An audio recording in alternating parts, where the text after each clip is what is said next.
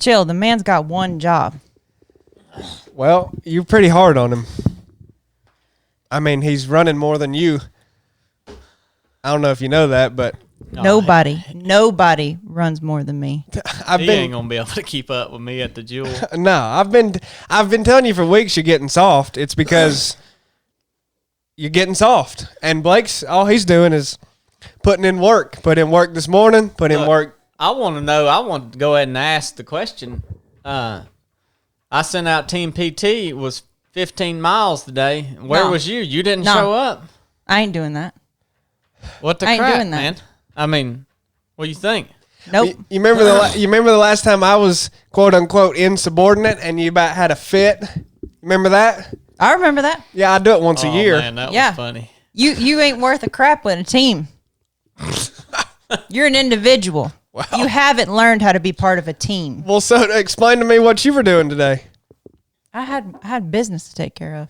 Yeah, right. That gets me into something Business. that I really want to talk about. That gets me into something that's just burning me up. It's just burning me up. Again. I'm gonna tell you. I'm gonna tell you what's burning me up. Tell me. I'm sick and tired of people who don't have beards, who don't run 100-milers, who don't drive Toyotas.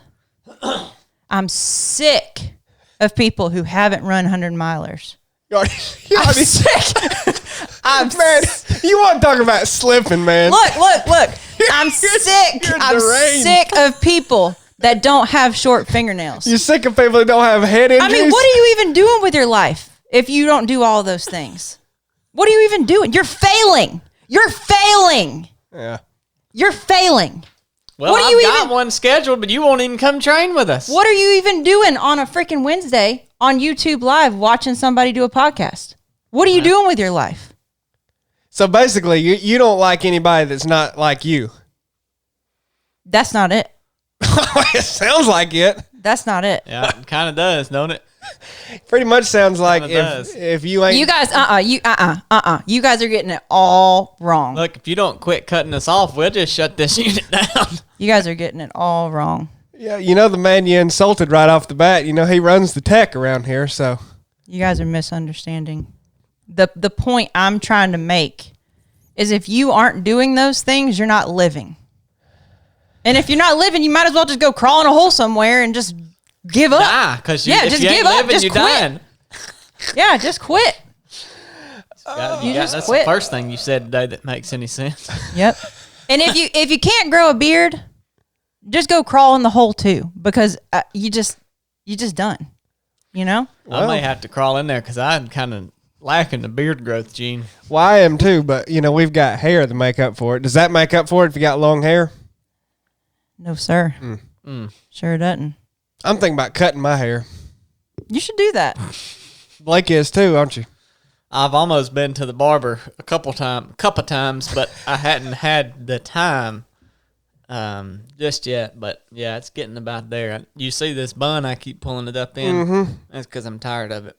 Y'all need to enter into the 2024 mullet championship. Look, man, you can't grow enough hair for it to even matter on top of your head, like steel wool hanging down.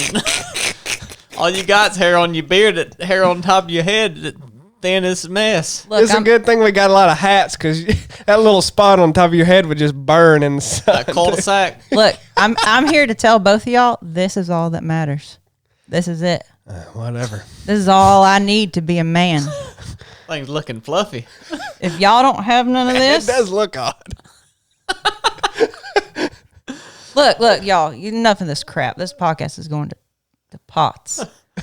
Well, what do you want to talk about? Let's talk about HOIST for a minute. Let's talk about we just hosted a rite of passage. Hosted? Hosted. What do you mean we hosted it? And what's up with you? We just conducted Yeah, man, we put one a on. rite of passage course this past week. Y'all get it together. And Hosted. I'm gonna tell y'all what kept the team going. I'm gonna tell y'all this stuff. Yep. We bring, no offense, y'all, but we bring the rite of passage course is open to any skill level. We're not, Jeez, Blake. Is that your phone? The heck, man. Keep going. Y'all are about to aggravate the piss out of me. Yeah, I know. For real, though. Remember that time you got mad at that woman with the dog at the barbecue place? Look, man, you're that doing woman- good. You're woman was talking a- about that woman hoist, was a but Sorry. you know, Anyway, This truly, I don't think we had any cramps this past week, did we? Did anybody No. cramp up? no, this was a strong team. But even so, I mean, if you hydrate well with hoist, That's you what can I'm saying. keep going. Yeah. They wouldn't have had as good of a day if they didn't take care of everything. That's what I mean. That's why we do what we do when we're out there. We make sure that everybody stays on top of eating and drinking. That's really all you got to do. And if you do those things, but you put crap fuel in your body, like you don't have products that work, you don't have things that you've tried and have been tested, like hoist, well then I don't care how freaking fit you are, it ain't gonna work. And that's why we use hoist, because the story I always say is, well, I think you found it before I did at next. whatever you call that. The next. The NEX. Yeah. Yeah. And first time I ever used it was at a 29029 where we both were there. I'd never seen it before, just grabbed it. And I mean, I turned around. I wasn't really struggling now. Don't struggling. Now don't misinterpret me here. But my hands were swelling and I was like, dang man, I'm out of, You were in rough shape. well, You were in rough shape. that's easy there. That hill. But it turned me around super quick. I mean, I was like, wow, this clearly works. So then I just kept using it basically every time. I don't know how many I drank, but I used it every chance I got. And then, went home and used it more. And I was like, okay, this product legitimately works. And I care about why something works. So,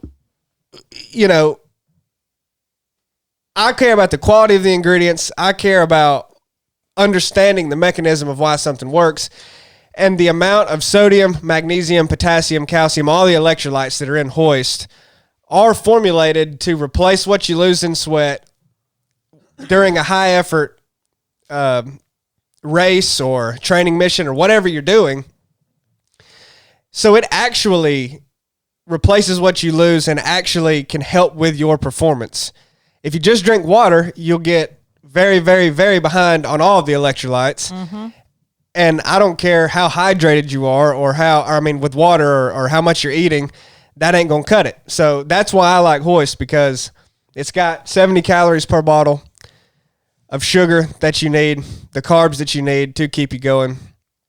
But it's the electrolytes that work so well. And, I don't know if y'all noticed, but I'm getting pretty big, Bulky. Oh, yeah. You're bulking. I got lots of muscles. Bulking Your arms season. are looking, right now just on the camera, your legs are looking pretty big, but your arms looking real small on camera right now. Well, that's not good. That's because old Big Deborah's on his shirt making everything else look small. How about that? Yeah, that's a little better. Okay. Usually you're over there flexing and picking and, doing all kind of stuff. Well, yeah, I get lots of tricep activation during the podcast. But anyway, after my workouts, I've said this before too, and I want people to listen.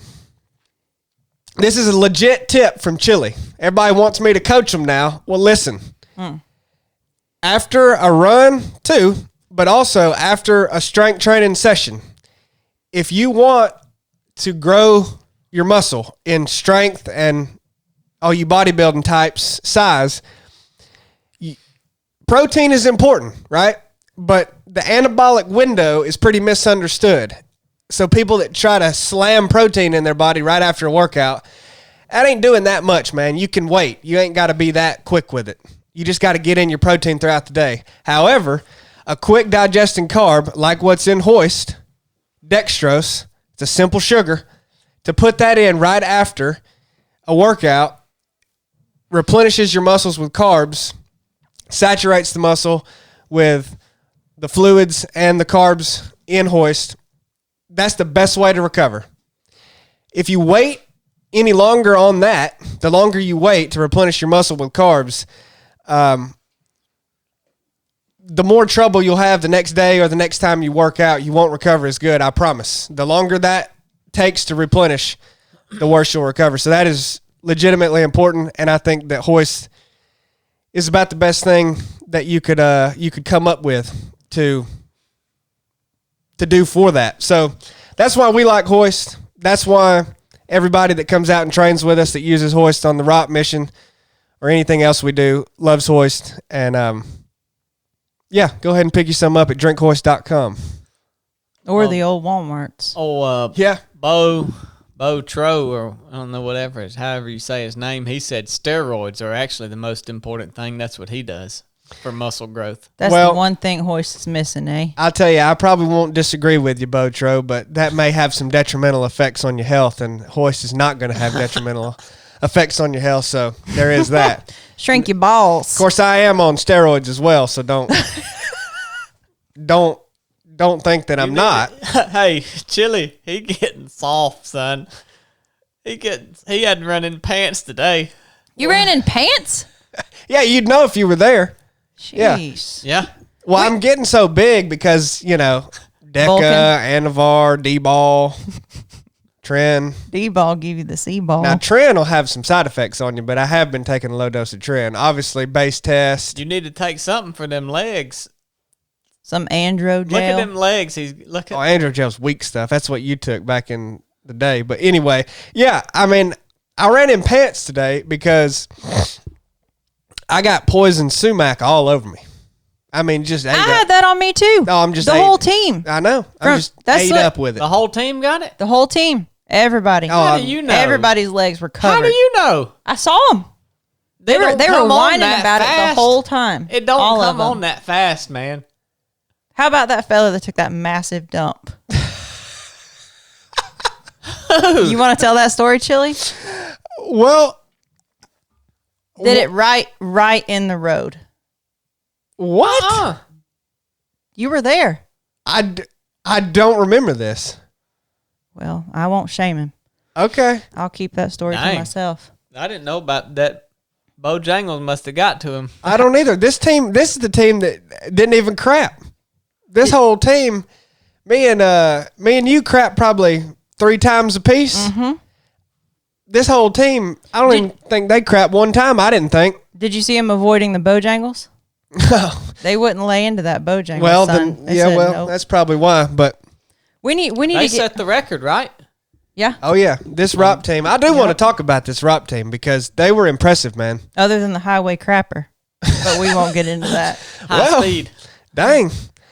But no, this ROP team was stout, son.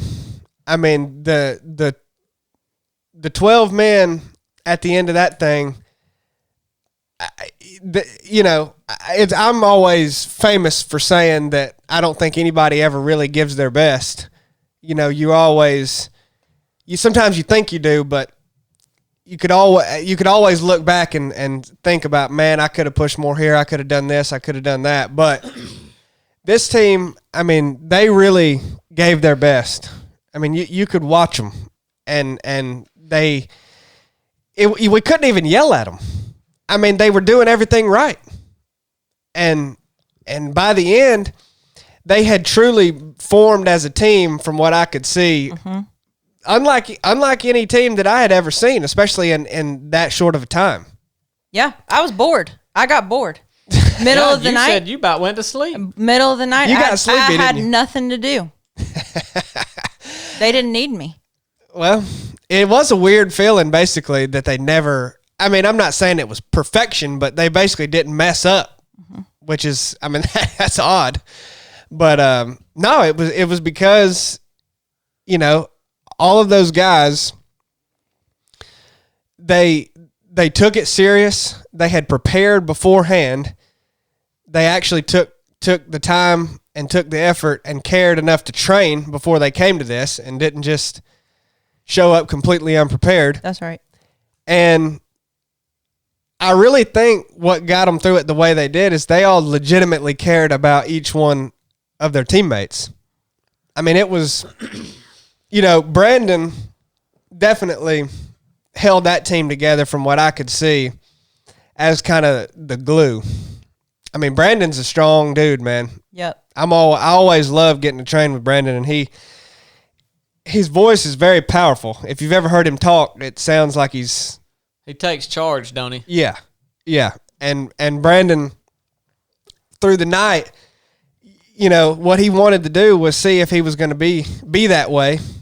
And, you know, when people getting sleepy and through the night and all that, I mean, he stepped up and took charge of everything. And he never once wavered in checking on his swim buddy or the whole team. And it was really impressive for me to see. But everybody, I would say that it stemmed from Brandon from my perspective, and everybody was feeding off of his energy, but they all did the same thing too. I mean, the whole team emulated that and did, you know, was super impressive. I mean, Teddy, Mark.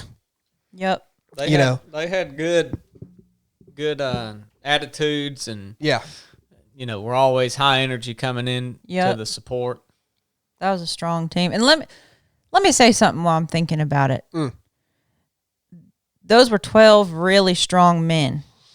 And what I'm going to hear on social media and from people on YouTube is, where's the women? You tell me. Where are the women? Do you know, Chili? Man. Well, do you know where the women are? Well, look. Because, look, I'm here to tell you, all of our courses are open to anybody. Where are the women at? Yeah. It's on you. Look here, ladies. If you got a problem with it being a 12-man team and no women, why don't you sign up? Why don't you do something about it? I can't help you. If you don't want to help yourself, I can't help you. Well, you know, the last course had 4 strong females. Yep. And this course. And they crushed it. Yep. And the first course and this one had none. You know, I've seen, I've heard people respond to you by saying that you're not inviting. Look. Let me tell y'all something. What do you think about that? Let me tell you guys something, and don't forget it. I love women. I love women. Yeah, we know. Women are my favorite. Yeah. I think women are smarter than Probably men. why some of them don't sign up. I think women are tougher than men. Yeah, sometimes they are. Don't give me that crap. Well, it's on you. If you don't want to sign up for the rock course and it ends up being 12 men and no females, that's on the females. I'm here to tell everybody we want females on all of our teams and all of our courses and trainings. Well, they definitely do bring something to the team that's not there. They're not there. That puke and rally will go down in history. Oh, yeah, Shannon? No man could have done that. No man would have puked. All the men standing there with their hands on their knees puking. You don't think anybody would have? No man. Well. No man. No man. No man. No man. We need to get in the meat of this podcast now. We're just getting sideways over here. Well, geez, Chad. I do want to say that I got the, you know, we hadn't uploaded the ROP to the website because we just running these first few. But now we've got a page on there. Got a lot of information about the course. So if you guys are interested in the ROP course, go to 307 Project, click experiences, write a passage, and you'll see on there all the information that you need to know. And we've got 2 more this year, but they're full. Yeah, they're full up. So next year. We got a few dates out for next year if y'all are interested. I've seen a couple people on here asking about signing up. Said they would do it. So okay. When should they send their application? Well, you can send it whenever, but you know, we don't get all poopy pants if we don't answer you. Yeah, the selection process, it's only a few people are going to get in, and that's just how it is. Yeah, and I'll be picking who comes in. Well, I think you should turn that over to. Nah. Well, whatever. Nope. Well, we'll see. We'll see how that goes. Nope. You'll probably start selection probably. It'll be a while, right? Next year. Yeah, for next year's team it'll be a while, but that's anyways. 307rop@gmail.com. That's right. Send in Just your go to the application. website, man. You get everything you need to know on the website. I don't want to hear no more questions about what podcast do I listen to. You tell him, tech guy. Yeah. So, yeah. Tell him. But you talk about whatever you want now, Chad. Y'all are ornery. Well, I wanted to open it up for just a minute for YouTube to ask me anything. Anything they want. Okay. While we're waiting on questions to roll in, What the crap? You usually do that at the end. the people want to hear from me, Chili. Okay. Well, They want to hear from me. man, You think people aren't man, interested? You're more You prideful think- than usual. You think people aren't interested in what I have to say? You've lost it. You freaking lost it. They want to know what the plan is with the FJ. Oh, man. I'm done with that thing. I'm buying a freaking Kia. Oh, yeah. A Kia? Yep. What kind? Sorrento? No. I'm leaning towards a... Soul. Correct. Yes. That's what I'm leaning I towards. hate those cars. They got this bright orange one. It's real box body squared off, you know. Man, that thing is looking good.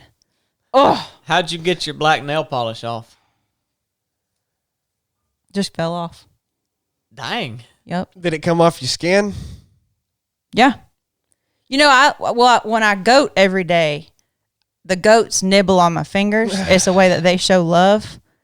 And I think that's how it came off. Well, they're going to be sick now. That stuff's poisonous. Nah. I'll be honest with you. Them goats, when I see you rolling around in the ground with those You don't things, know nothing. It's sick. Isn't it? disgusting. You, It's an abomination. I watch you demean yourself you don't and know. engage in You that, don't know nothing. in that filthy debauchery as you roll around in goat crap.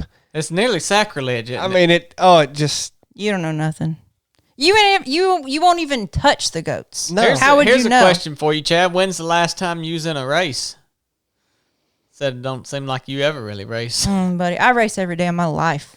When's the last time I was in a race? Cocodona. Well, I mean, I'm just saying. But What question is that? every day I race. Every day I push myself to an absolute limit. Oh, jeez. You guys have never even seen the races that I do every day. Every day I push myself. What are you doing? That's a good What are you question. doing? Well, right You now... know what I'm doing. Right now, I'm listening to you yell. What are y'all doing with your lives? You know, where was you at this Every morning? day, every you wasn't day. doing nothing this morning. I know that. Part of my Was he race. chilly? I go. I look at my Land Cruiser. I push myself. I race every day. Well, good. Don't forget it. You know, people are on here. They're acting like something's up with Chad. Like he sounds different, looks different, and then I don't know what they're Scudder Buster. We can always count on Scudder Buster. Sup, Glad you YouTube? back, Scudder. Sup, YouTube? He said, no, it's definitely Chad, 100%, because nobody trains hard as him. That's right. Well, yeah. Scudder Buster knows what's up. What? I mean, what's wrong with him? I mean, he's always a little off Well, to it's me. called, they're saying Larry Bird, he's on there saying he's not crossing his legs. Like he usually, you know how he usually does that That real is- tight that leg is true. cross. Man, Larry's vigilant because that is true. I wouldn't Yeah. have even noticed that you're not doing that. That's about gay. Well, dang. Any more All right. questions? YouTube got any more questions No, for they're me? just on with the banter now. So talk about what you want to talk about, Chad. So Quit dragging this thing out, man. I wanted to hear from Chili a little bit on some conspiracies. I've been hearing some stuff about. Conspiracies. I don't like. That's government propaganda in and of itself. The word conspiracy. I've been hearing talk of the U.S. dollar going away, and I can just think of many things our government could do when the U.S. dollar is gone, and I just wanted to get your take on it, Chili. Chill. Well, what do you think about CBDCs? Tell me about CBDCs. He don't know what that is, man. That's Well- like him saying coconut sugar's low glycemic index. He don't even know what the that crap means. he's talking about. He just eats it because Brooke buys it. Oh, that's so true. Y'all don't know. Man, that's true. All right, focus. What's a CBDC 2QL2? Anyway, what question did you ask? What's going to happen when the U.S. gets rid of the dollar? I'm gonna tell you what I've been thinking. Okay. So all these freaking psycho vegans out here. Well, dang. What This- they got to do with the dollar? Look, if you'll shut up and listen, you're about to hear. So here's what I think's gonna happen, right? I think that they're slowly weeding out the dollar. Our government is slowly taking away the dollar. And I think that they're gonna give us all cards that are similar to our credit cards. But they're gonna be controlled, highly controlled. And so say you want your third hamburger of the week and you go into town to buy your third hamburger of the week. Mm-hmm. Get up there, swipe your card, denied. Why is it? Insufficient funds? No, it's denied because your quota was 2 hamburgers a week, and the rest of the week you needed to be eating what the government tells you to eat to preserve the environment. Okay. So leave the hamburger shop, go get some crickets down the street, and your little card's going to work. That's just on a small scale of what I think the government is eventually going to do. Don't get me started on 5G either. Wait, okay, well, I can follow what you're saying there. I mean, Do you think that's a possibility? yeah, I mean that's a version of like that's generally correct. I mean, what you're describing is that's a crude description of a social credit system that will be tied to financial institutions like Chase Bank and Bank of America and all of our major banks. So is the thought that you know a lot more about this stuff than I do? I don't know about that. Is the thought that the federal government will have a hand? They will be controlling what the banks allow us to purchase based on like what is safe and what is fair and what is sure, yeah. I mean, they would control the entirety of what you bought and sold if a social credit system would be enacted, and then it would be based off of, like I'm saying, your social credit. So you would get, you have a credit score now, right? A FICO score, that's got, I think the top is like 850, and then there's ranges of what rate you would get based on that score. So if you have a credit score of 400 or something, you probably won't get a loan, or I don't even know if that's low enough, but whatever. You know how it works. Oh, yeah. Well, instead of it being based on your credit score, like based off of your likelihood to pay a loan back, it would be based off of your social credit that is determined by your activity on social media, your political views that they think you have, What they're listening to you say through your cell phone. Yeah, sure. What you purchase, what food you buy, all of that, where you go, what car you drive, everything. And this all works in conjunction. Well, where it stems from is, a lot of people throw around the social credit system because they've heard that China has this policy in place. And they do. they're doing it. Yeah, they are currently doing a version of this. And there has been, there's been members of the government in public discourse say that we have to bring a model like this to the U.S. because China's doing it, and if we get behind, they will crush us economically. But a lot of people, so it's open that China is doing it, and it's open that there's actors in the U.S. that want to bring it here, and what a lot of people don't understand, or seemingly they don't understand, they just throw around social credit system. They've heard that, they see, they hear a blurb that China's doing this and that, and they're just like, oh yeah, it's coming here. But you got to understand what it actually is and how it will be enacted. And it's going to be enacted through these banks. And what a CBDC is a central bank digital currency. Okay, so it would be like a Bitcoin type deal, a digital currency issued through a bank. Right? Right. So digital currency is also very, very, very misunderstood. And people will get mad if you call Bitcoin a scam because they're like, oh, I've made a bunch of money on Bitcoin. Okay, well, yeah, it's just like the stock market. The stock market's a scam too. And when you say that, people go, oh, but I've invested. Yeah, okay. Of course you can make money on the stock market. Of course you can make money on buying Bitcoin low and then selling it when it goes high. That's called But it's all a farce, right? Yeah, I mean that's it's all made up. That's a part of a good. Of course, you can make money on a good scam. If I wanted to go out here and cut somebody's grass and bag grass and sit on the side of the road and sell grass, and people decided to buy it, I would make money. Yeah, I mean, it doesn't mean it ain't a scam. Right.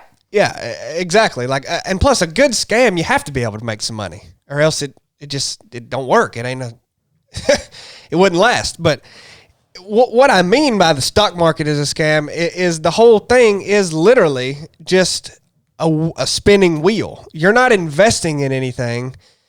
Like, all they do with your money, huge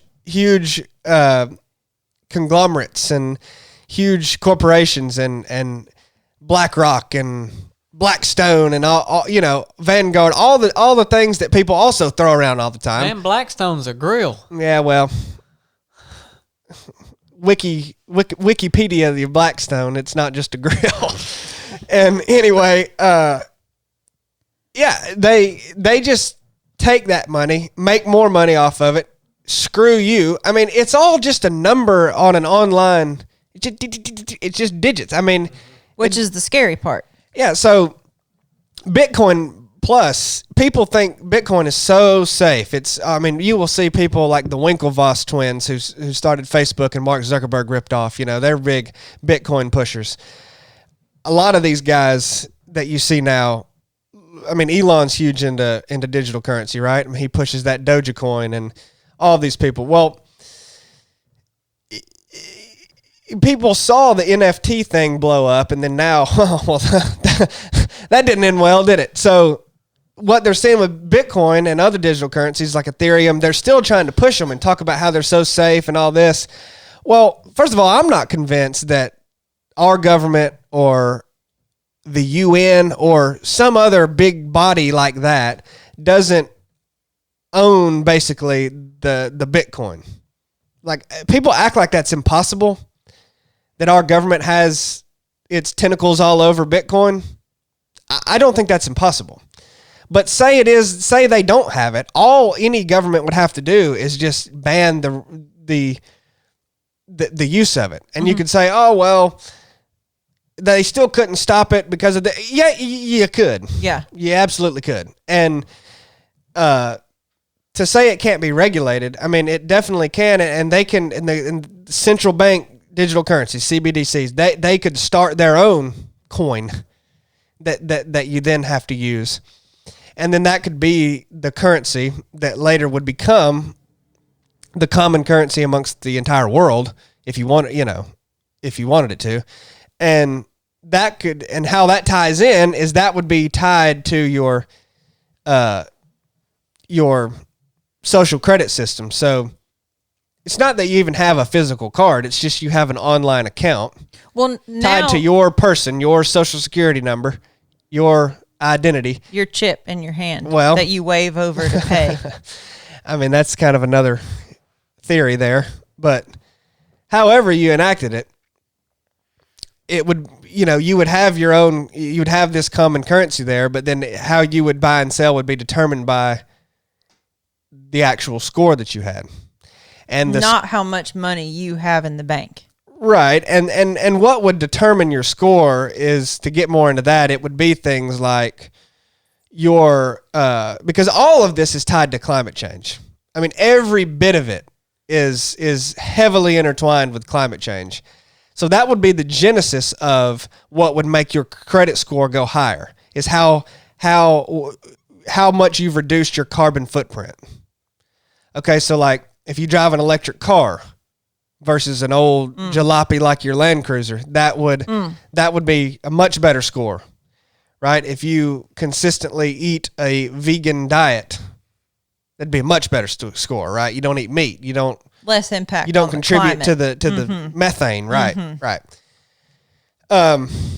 So how you can do this and how you can run a social credit system much easier, and this accomplishes the climate agenda, is you push everybody into smart cities, right? Because if you look at how the U.S. is laid out now, really that's already being accomplished to a degree. Like, where are all the major population centers?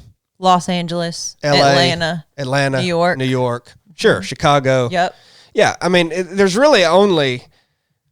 It's several, but it's. Well, it used to be LA till the Rona happened and everybody fled to Texas. Well, no, they're still in LA. That's the biggest county in America, so that's the big one. And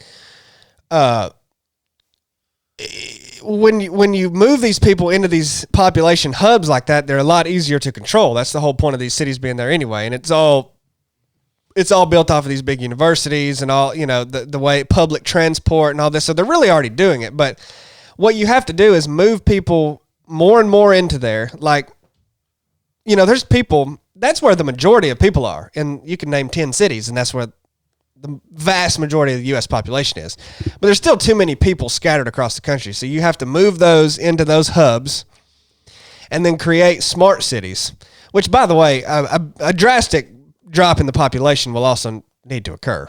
But that's for climate change too. So that'll happen over time through many means. But anyway, the smart cities, what you'll do in the smart cities to reduce the climate impact. No, people think they're trying to push you to electric cars. Really, the ultimate goal is to push you to not privately own a car. That's the ultimate goal. They're really not pushing you to electric cars, really. They're really not. They're just trying to get you away from the car you own now. But it's really not about going electric. It's just about not owning one, period. So when you're moved in these smart cities, you'll just use public transport. It'll just be entirely run out of public transport. Now, that may be electric, but it's just a control thing. It doesn't matter electric or gas, or it's just easier to control if you can't hop in your car and go somewhere. It would be community housing. Your jobs would be based off of whatever the community needed. You know what this reminds me of? What? Hunger Games. You know how they had the different, what were they called in Hunger Games? I never seen that. Did you see it? Oh, yeah. What were they called? Tribes or something. Yeah, they had a name. Districts. Yeah. And they weren't allowed to leave their district. Yeah. Are the smart cities projected to be like that? Like you can't leave a radius? Like you have to stay within? You wouldn't be needing to leave now. Well, you need to leave. Everything you need is here. They had that inter-district train that you could take to the games. You're right. But you had to get on that thing. That was the only way. But you had to have a pass to get on it, right? You couldn't just leave your district. Yeah. Now what would you need to leave for? Everything you need's here. We've got to take care of all your needs. So we've got your daily rations and also in that movie, they could be destroying another district, and the other district would have no idea. Yeah. I mean, there wasn't communication between districts. No. Yeah. Well, these smart cities are definitely.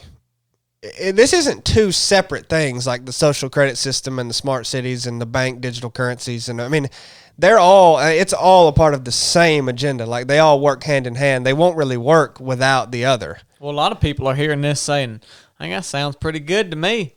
Who said that? Well, I guarantee a lot of people's going to listen to this and say, I live in that smart city. You go ahead. That's how they're going to get 90% of the people in there is because they're going to want to be there. I'm going to tell you what they're going to do. Yeah, that's 100% true. Yeah. They're going to start out, everything will be hunky-dory and nice. And then they'll just start taking things away. Change. And it's like what they're doing to us right now, like the boiling frog. Yeah, well, what they're doing to us right now is getting us to the point of compliance to go join this willingly. And I mean, that's everything that's happening now it's not like it's not, that plan is not already, this is what everything that's happened has, whether you realize it or not, has helped move to this. But yeah, a lot of people want to know, well, this sounds whatever. What's the ultimate goal of that? And we've talked about this before, and I don't want to say it over and over again, but the ultimate goal is mass control. And if you want to keep asking why, like as far as you can play it out, ultimately it's just evil. I mean, I don't know why, you would want to control another person to this point, and why you would want to destroy the world as we know it, and why you would want humans to die, and why you would but it's just evil. And that is a good enough end to the question why to me, because you can't really understand. I'll tell you why. I'll tell you Well, why. that's why. People are greedy. Well, yeah. People are greedy and they want power. But most people can't hold on to power in the right way. You know what I mean? Like they don't have the capacity for it. I think it's beyond that, though. I think it's beyond just a desire for a few individuals to have power. I think they're carrying out an agenda that is supernatural. Yeah. I mean, I think it's beyond any human greed, any human. I mean, I think some people are carrying it out that don't even realize it, and some people are carrying out that they do know what they're doing and they're willingly participating because they want to carry out the end of, they want to work for this agenda. That's what I think. And I think some people I think everybody's playing a role in it. Like everybody, even us, like what we're doing, you give in to this and that, and it's all, moving to it. I mean, that's how everything works. That's how time, moving across time that's leading to a certain thing works. We all play a part.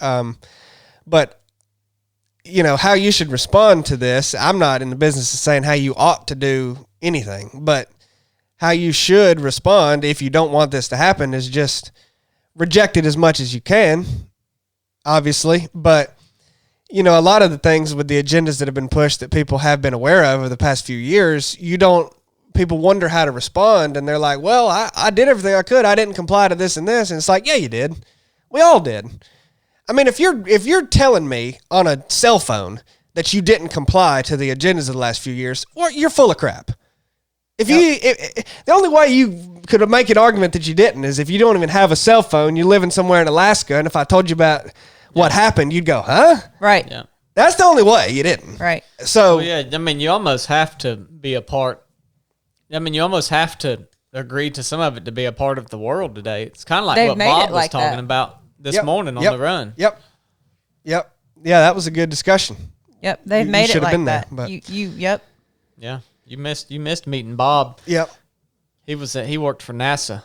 He came and ran with us. I don't run with people that work for NASA. Well, I don't trust them. That's what you get. Well, I asked Bob some questions, and he was a little dodgy. You and Bob probably hit it off since you're in the Space Force, huh? Oh yeah, I like Bob a lot. Don't NASA and Space Force work well together? Oh work often together. Oh yeah.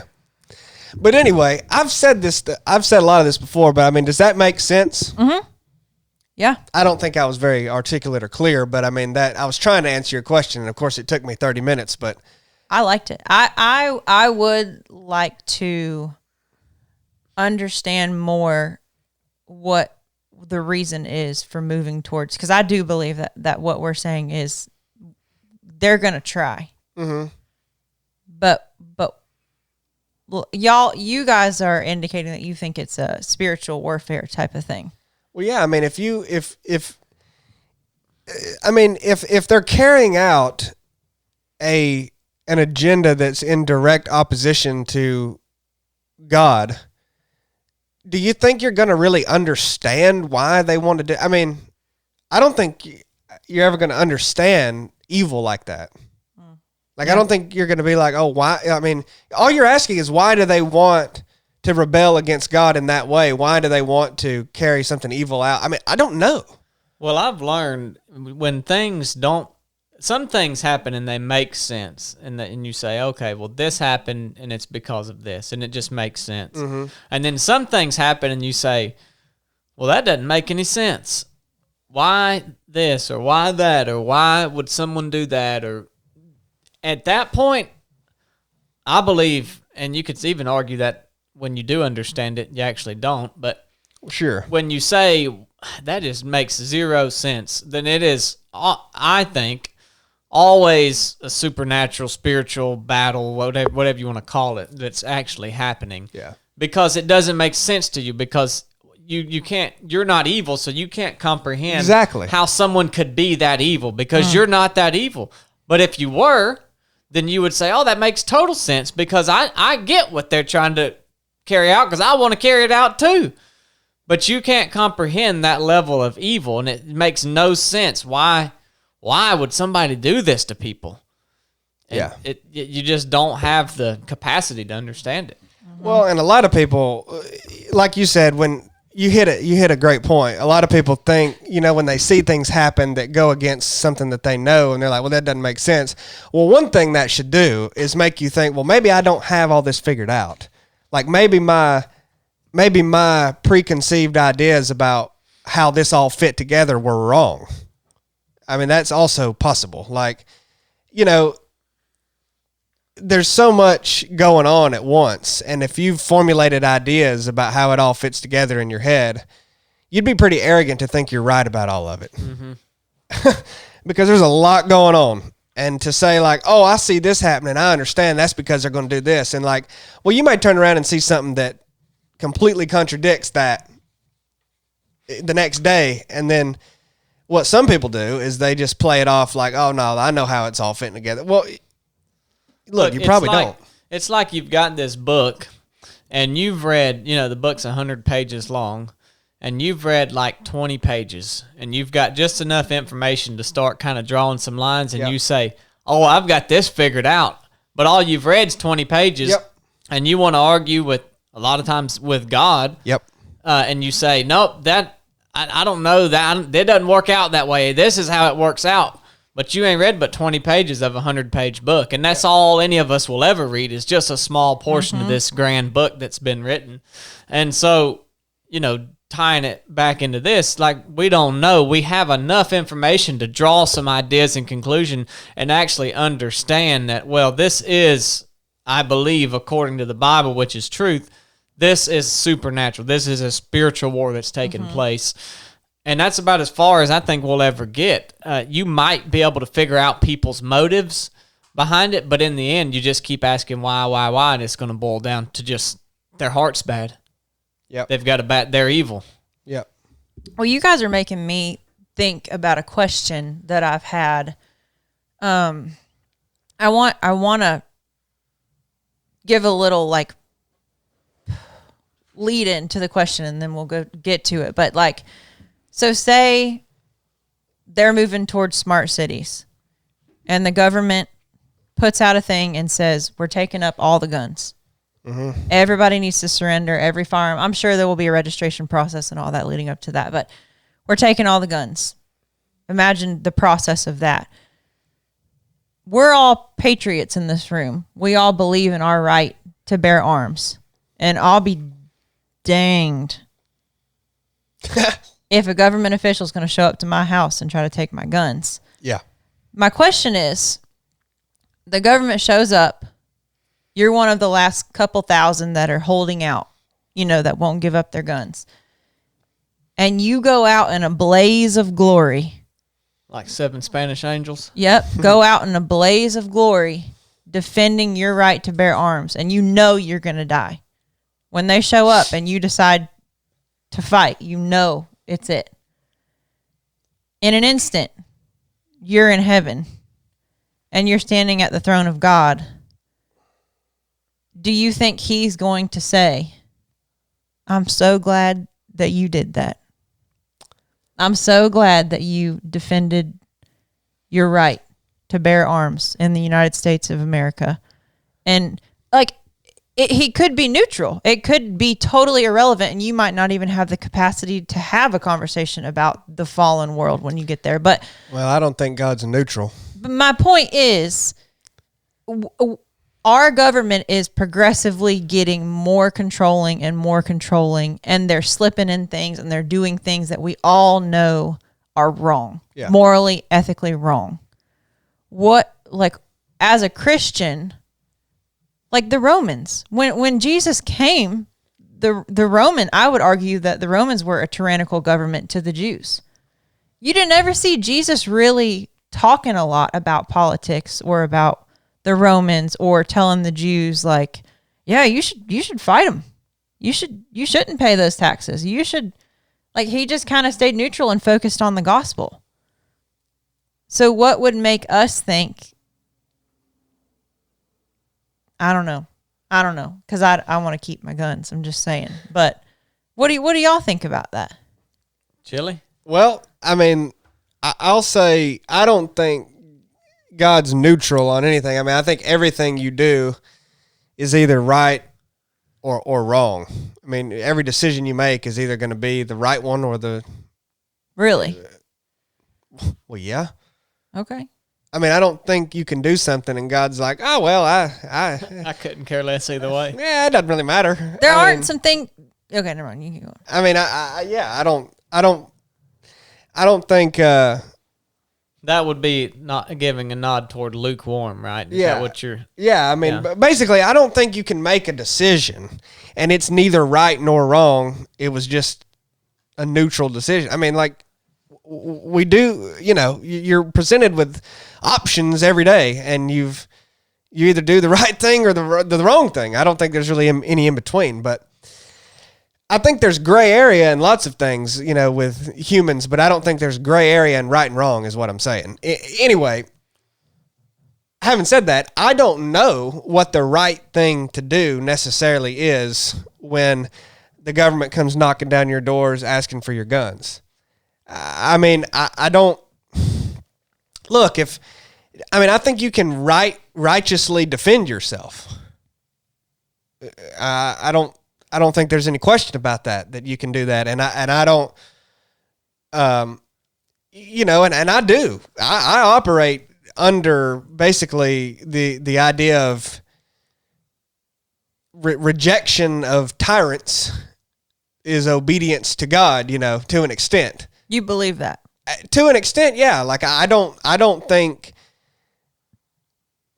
going along with I don't know that I'd say I'd go that far. I mean, that's a saying that's thrown around sometimes, and obviously you like the saying, but I don't know that really is played out.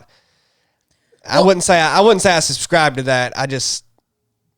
To me, there's an argument for that statement that our current government is trying to remove our God, Jesus, it's from doing everything. evil things. Correct. Yeah. So that would stand up to me. Yeah. In a way.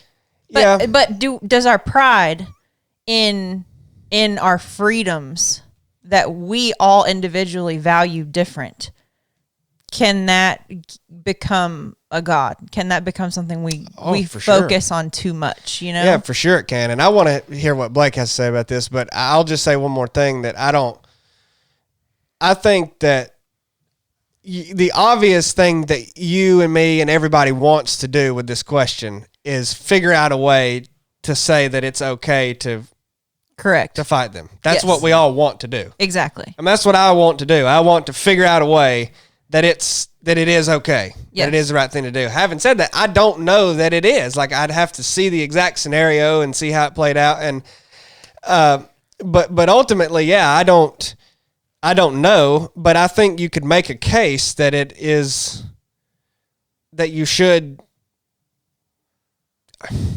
go along with that. I mean, but I think you could make a case the other way too. So I don't. That's all I've got to say. Yeah, I mean, I think I've studied this topic before. Basically, like how does submission to authority in light of the Bible, like what's the right thing to do? And I don't have all the scriptures at hand or the study right here in front of me that I did, but basically where I landed on it was that I think that biblically, what I found was that you should submit to authority to the extent that they're not asking you to do something against what the Bible says. So like you see Shadrach, Meshach, and Abednego, and clearly they had submitted up to the point of this leader, and he says, bow down and worship me. And they said, no, that's pushing it too far, bud. Yep. We're not doing that. Yep. And he said, all right, well, you're going in the fire. And they said, well, that's fine. Our God will deliver us. But even if he doesn't, we're still going to serve him. And what happens? They throw him in the fire. They see a fourth person in the fire. They only threw 3 in, which was God in there with them, right? Protecting them. They pull them out, and they say, wow, you guys aren't burning. You don't even smell like smoke. Who is this God you serve? And so, God used that example to show himself, reveal himself to the leaders then. And so, again, it would have to be, I guess, it could be situation. There could be a time where I do think that it's okay to fight back, right? I mean, there is times where it's okay to fight back according to the Bible. But, your flesh wants to stand up and say, nobody's taking anything from me. This is my stuff. And but that's just where I landed on my study. Now you could present multiple different theories and cases and how different things would play out, but that's where I landed, was that you should, and I share Shadrach, Meshach, and Abednego as the story, as the example, but there are, there were other examples in the Bible of that happening. And you even look at, like the Apostle Paul, right? I mean, he died and was, arrested. He was put in prison multiple times and ended up being beheaded, and he wasn't fighting that. Peter pulled out the sword to cut off the guy's ear, and Jesus said, put it away. And that was because Jesus knew what was happening had to happen. But who are we to say that's what's happening now is not what has to or is going to happen? But that's not, then there's a balance to say, like, well, if that's the case, why am I even fighting for anything? Because, exactly. Why do I even care? Because if what God, that can be a whole nother topic, but people could say, well, why would I fight for anything if what is going to happen will happen? And, we can talk about that some other time, but... Well, I think you can sum that up quick. Yeah. I mean, the idea of like, well, the world is going to end, it's all going to crap, why are we fighting against it? I mean, to me, that's as plain as you can work to fight against something that is happening that's evil, but it's going to happen, just to make the world better around you, to make it better than it would be for your family, for your community. I mean, say you didn't do something in that time, you just laid down, and then it was just more suffering on the people that even just that, if you could limit some of that just a little bit for the people around you, make an impact, then that's worth not just laying down. That's how I see that. And it ultimately boils down to eternal impact and eternal, impacting somebody for their eternity, because you see the story of Shadrach, Meshach, and Abednego, what happened. They were saying, who is this God you serve? So they stood up not to be rebellious. Prolong their life even. Yeah, that's right. I mean, it wasn't even for that. Yeah, it was just because they made a stand and said, this is true, this is who we're going to serve, and God used that for eternal benefit. And so I think that if you were to boil everything down to why should we fight for good, why should we fight against evil, stand up for what the Bible says, it's for eternal impact. It's not so that you can prosper. It's not so that you can have a better life or be more joyful. Those things are byproducts of serving God. But in the end, it's so that people can come to know Jesus and for eternity, right? So is that a filter that you could use for this conversation? Like, is it promoting eternal life for you or people around you? Like when you start to have your rights taken away and you feel like you really want to fight or you really want to sacrifice, or give a lot of your energy that could be going elsewhere into a ministry or into helping others. Well, and also the filter that Blake laid out of is asking you to give up your guns, asking you to rebel against God in some way. Like if they asked you to worship a false god, obviously, you're going to reject that authority. But asking you to give up your guns technically doesn't. That could be the filter you ask. It's like, well, is this asking me to do something that's... Because, if that's the criteria you go with, well, then I would say, no, it's not. That's rough. So submit to it. That's a hard conversation and topic to have, because I guarantee you, especially in America, probably 99% of people are going to say, nah, I ain't hearing that. Yeah. I'm not hearing that. And again, I mean, you got to do your own study and you got to be real with yourself and say, did I find the answers that I found in my study because I was looking for those answers? Right. And I pulled all these grab bag verses out, God said he didn't come to promote peace and stuff, but a sword, and he's come to put father against whatever, saying he's coming to stir things up. Yeah, pretty essentially, much. yeah. And but you read a little context of those verses, and you'll Yeah, they're understand them in a misunderstood. different way. And so, yeah, I mean, you look at how the apostles responded, disciples responded. You look at stories of the Old Testament, and Well, they gave up everything. yeah, They gave up all of their rights. Period. Yep. And like willingly did it.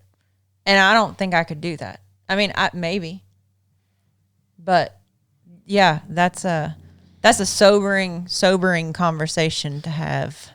Yeah, and I also think the element, you kind of mentioned it earlier too, is like, why is it that you're so holding tight to that right to bear arms? Is it because you're idolizing it? You know, I think it doesn't mean it's not important, and it doesn't mean you shouldn't care about it. I mean, I do, but I think, you know, Well, and I think you can idolize anything. yeah. well, and then another thing is security. That's People find exactly- security. Yeah, idolize security. People find security in money. They Sure. find security in guns. They find security in their ability to defend themselves with their hands and knives and all these different kinds of things. And those are good things. Like, you should train to be able to defend yourself and other people. Like Right. Julie said, yeah. Yeah. I mean, you should definitely do that.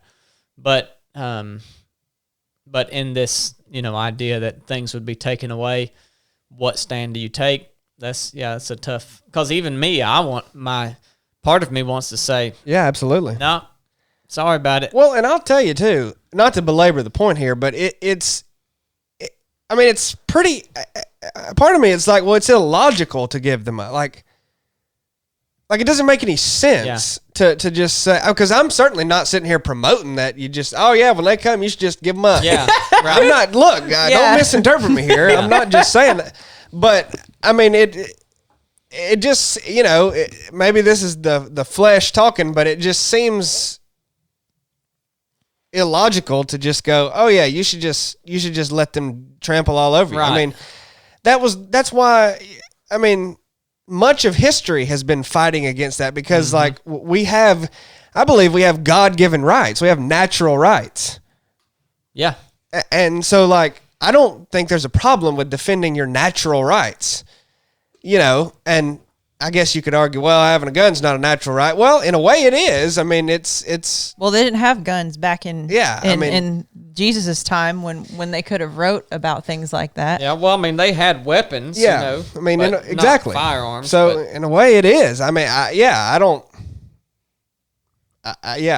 There's no good way to answer it, because I mean, I think we're definitely leaning towards an answer, but it's so gray, because like you mentioned, like it might be that you have to sacrifice yourself to protect other people. Yeah. And you might need a weapon for that. Yeah. Like, Yeah. I don't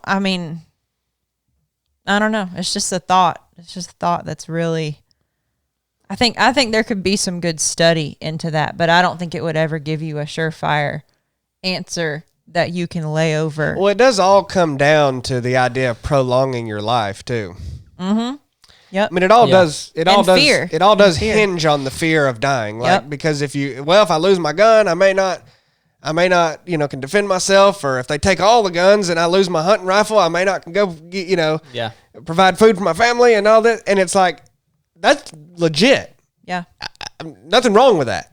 But it does. It's interesting to me that it all hinges from the fear of losing your life or autonomy over your life.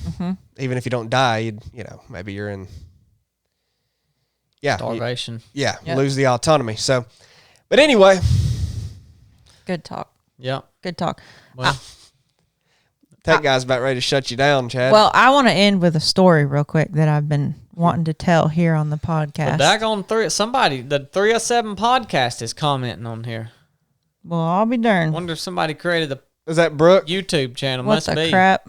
It must be Brooke. Yeah. What is that? I'll tell you what, she'll aggravate the mess out of you on here. Yeah, Yeah, she can be a pain. She's watching, Chad. Man, that's your wife. Jeez. Crap.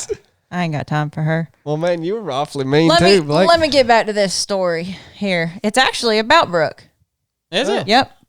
All right. Yep. So this is way back. This was back during times when I was young. All I did was coon hunt, man. Yeah, I know. That's all I did. Wake up, eat. You wouldn't never take me, I remember, about Work 3 on the times. farm. I hear one Christmas, let me tell y'all this, one Christmas I got all coon hunting stuff. Light, hat, waders. Joker wouldn't even hardly take me like 2 times. I ain't got time for Turd, you. man. Anyways, Dang. this was back in the day when life was simple. Yep. I would get up, work on a farm, eat dinner, and then I would go out and coon hunt. Didn't even eat no lunch, did you? Nope. And Brooke and me had just started dating, and I knew I had to break her in, if you know what I mean. Oh, whoa.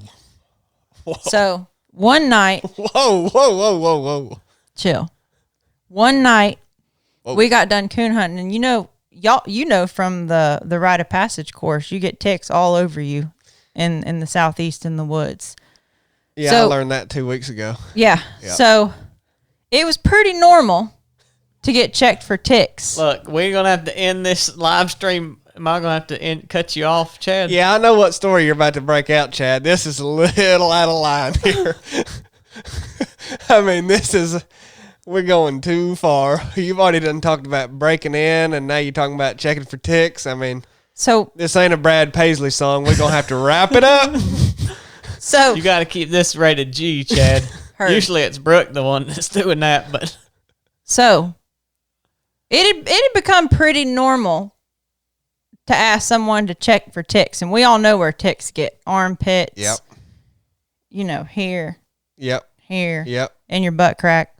Mm. And so I hadn't really, I had passed gas around Brooke a few times, but I hadn't really, I hadn't broke her in yet. So I said, baby, I think I got a tick in my butt crack.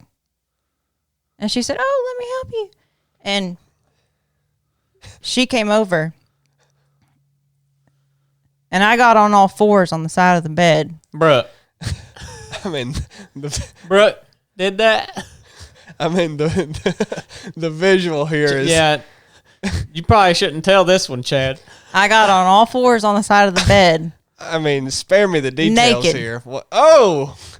And I Good said, gosh, this is filthy. I said, baby, you got to get this tick. It's driving me nuts. It's itching. It's irritating me. And she gladly did. So she kept her distance. And she's looking. She says, I don't see anything. I said, baby, you got to look closer. It's there. I can feel it. And I'm uncomfortable. she got closer. Me too. Getting hot. She got closer. Knees weak. Arms are sweaty. And she said, I don't see anything. There's nothing there. I said, it's there. I feel it. Look closer. She got about 3 inches from my butthole. And I let the worst fart you could ever imagine. Blew her hair straight back. Blew her hair straight back out of her face. And then that's it. That's the Well, story. I hope you feel better. That's the story. Oh, that's out there. Jeez. Chad, you're getting foul in your old age, I man. recommend anybody that's courting a young lady, you promptly need to fart in her face just to break her in. See if if she's wife material. That was back in your younger years, huh? That's right. You wouldn't recommend that to anyone anymore, would you? Oh no, I would. Dang. Yep. I would recommend it. Well, Man. she's on here listening. I wonder what she's got to say about that. Sometimes you get right off the skids, man. Well, you just... I think that's about it for us today. Well, hold on. Is there any... Super chats. Yeah. We had one at the beginning. Okay. Well, tell them thanks. Yep. I've lost his name. Well. The chat went away, but $20 super chat. He said spot on there at the beginning. Spot on. Well, dang. I wish I could say his name. Yeah, these Comment who you are unfortunately, next week. We'll these tell you chats, Yeah, tech guy don't always write them down. That's all right. you know how that goes. But Now, what'd you just play there? YouTube, is this over, Chad? This is over. You didn't sign off. Enough said. Oh, okay. See you guys.